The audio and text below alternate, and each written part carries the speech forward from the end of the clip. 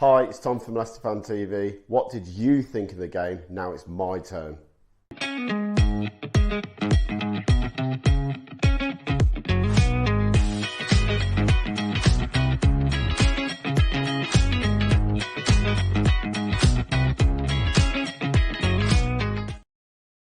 Hi, Tom from Leicester Fan TV here.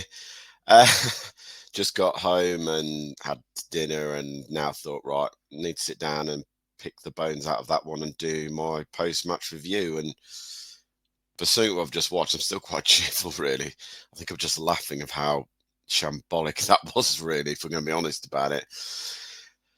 Oh, where do we start? Well, obviously, there was a few changes to the lineup after last week's horror show at Newcastle after losing 4-0. Obviously, Jordan Ayew came into the team.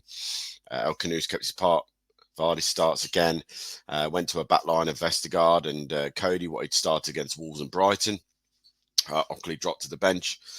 And I think a few of us still would question why Buonanotte wasn't getting a game or hasn't even looked like getting a game so far.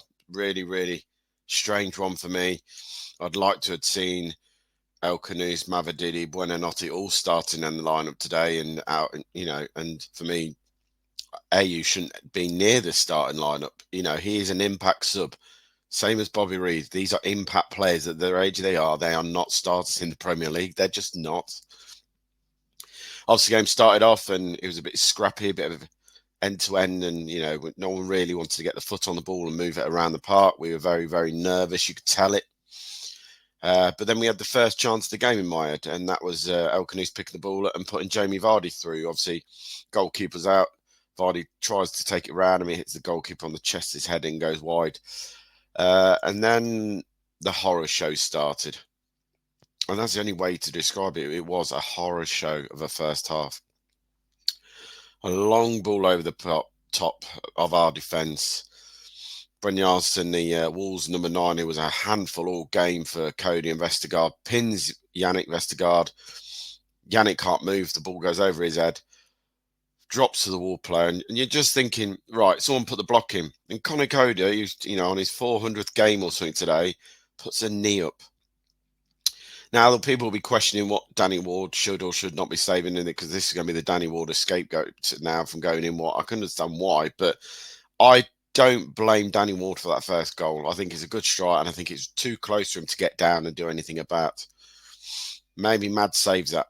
And that's the difference we've talked about this season, how many games we've been in because Mad services have kept us in games.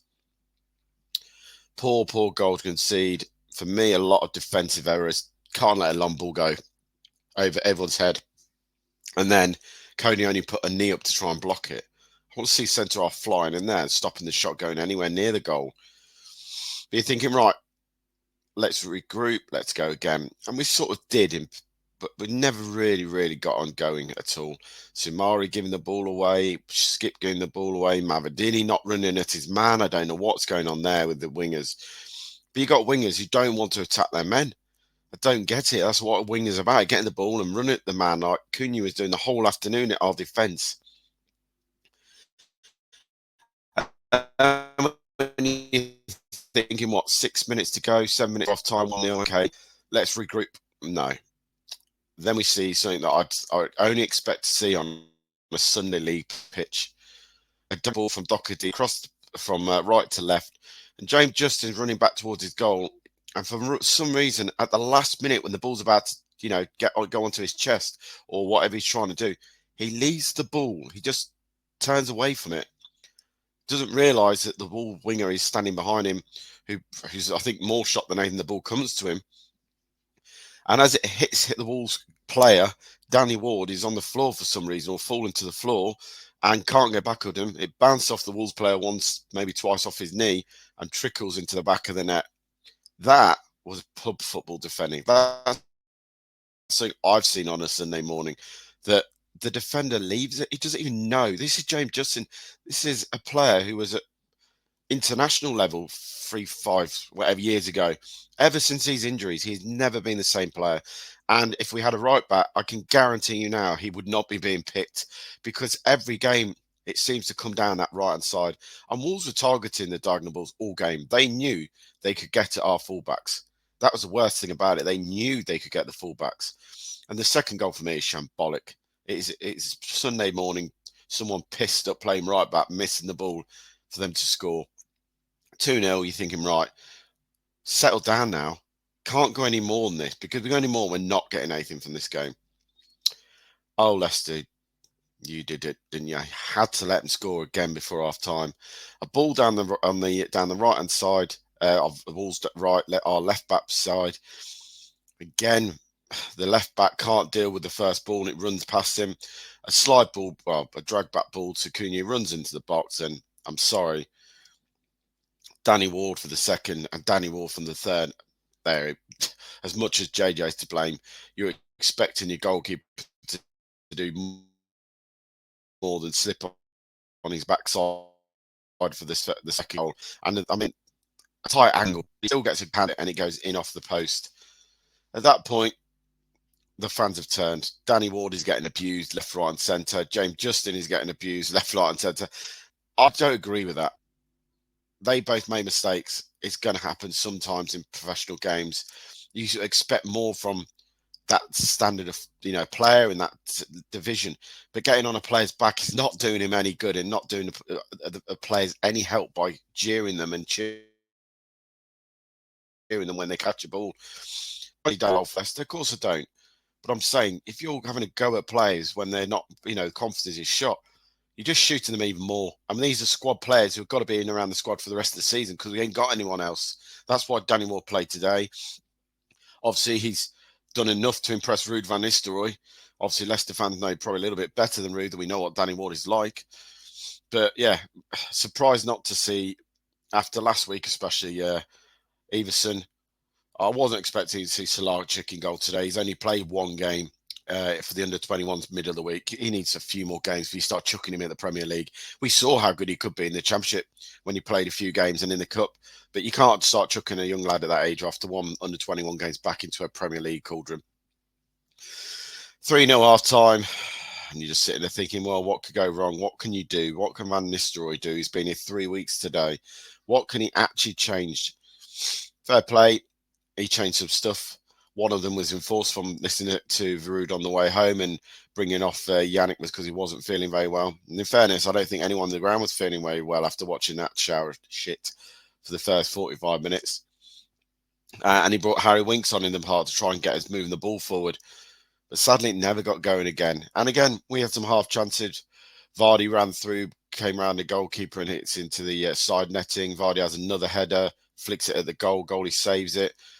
And I think there was another Vardy chance. But really, it was just a game at half-time. Game was over. Wolves didn't go bombing up pitch. They knew the game was won. They weren't even bold about scoring goals in the second half, even though they could have had a couple more if they wanted to.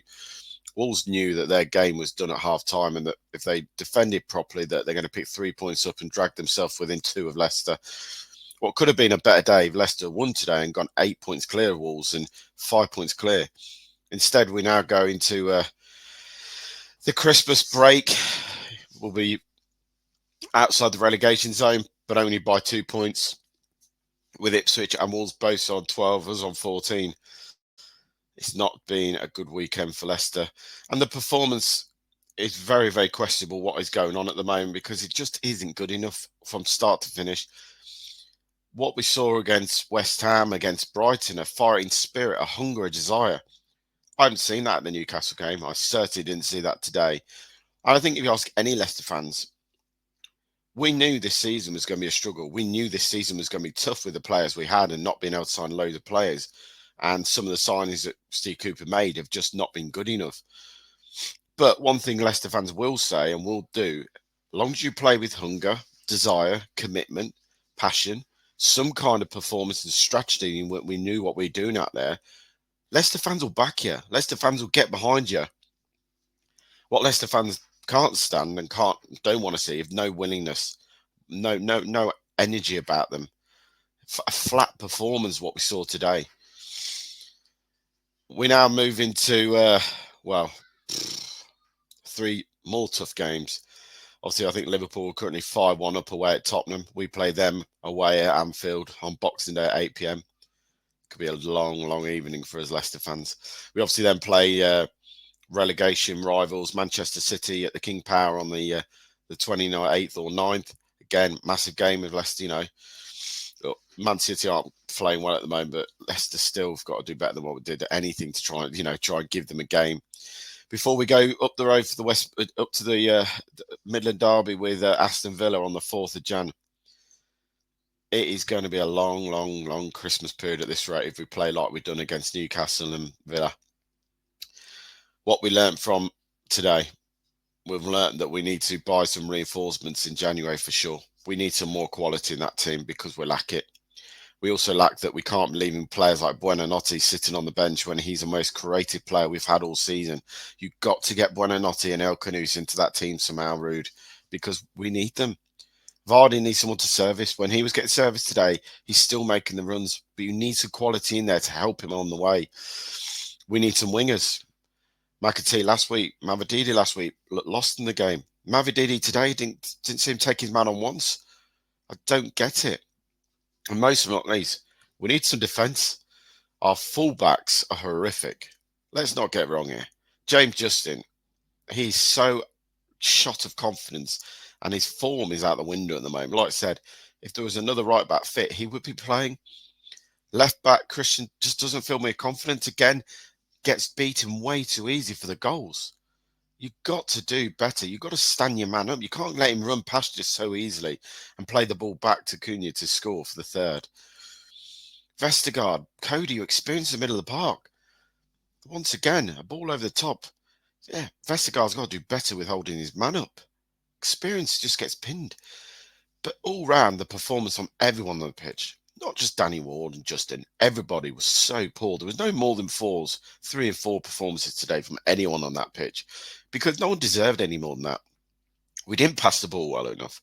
Every time we got the ball, we gave it away and we never looked like controlling the football match. We literally gift-wrapped Wolves 3 goals and 3 points. Congratulations, Wolves. Merry Christmas to you because Leicester City gifted you them goals and game today. We knew we were going into a tough fixture today. Don't get me wrong, Wolves are a better team by far than us and are in a false position, in my opinion. They're a team that have got a lot more quality players on the pitch than we have. And, hey, they've probably got a manager now who will pull them away from that relegation zone. But Leicester, if they want to stay in the league, have got to fight. You've got to fight and you've got to show some hunger and some guts about you because that's one thing. We saw none of it today. Like I say, hard one to take. Not sure really want to say. Quite laughable, really, because of how poor it was, if I'm honest. And what I saw is pub league football and standard defending. Congratulations to Wolves. You did the job. You got the 3 points. And you're just giving yourself probably a massive confidence booster going into the year. Next lots of fixtures. Time for Leicester to regroup, as I said, with 3 tough fixtures. But Van Nistelrooy now hasn't got long to turn around before we play Liverpool at Anfield on Boxing Day. Join me, Boxing Day night, and have a few beers when we'll do a watch-along. Obviously, the game's on Prime, I think it is, so most people might be watching it, want to come and join us. But if you do, come and join me for the watch-along. Drop your comments in. I want to know what you thought of the game. I want to know what you thought of your team selection. What would you have changed in the team selection? Who should be in the team selection for Liverpool away? Obviously, I think we know now that Mad's not been in the team. He's been a plaster over our defence for most of this season. I think that's proven it in the Newcastle game and this one, just how much we rely on Mads Hermansen to save our bacon at the back when things aren't going so well and teams are getting a lot more shots away. But say, keep it all Leicester Fan TV. I'll see you on Boxing Day night. We'll have a good watch along. Let's hope Leicester can try and turn up this time and give Liverpool a game and not just roll over and their bellies tickled. But I say, drop your comments in and I'll come back to you all. Cheers. The Leicester City machine is on the march again. Leicester Fan TV presents a variety of content like fan discussions, match analysis, and engaging with Leicester fans worldwide. We want your views live, thanks to our sponsors, Everard's, Pucker Pies, Hologram, Take Me, Newbie & Co, and the Fox's Arms. For exclusive extra shows, behind the scenes, competitions and podcasts, subscribe to Leicester Fan TV today on Patreon.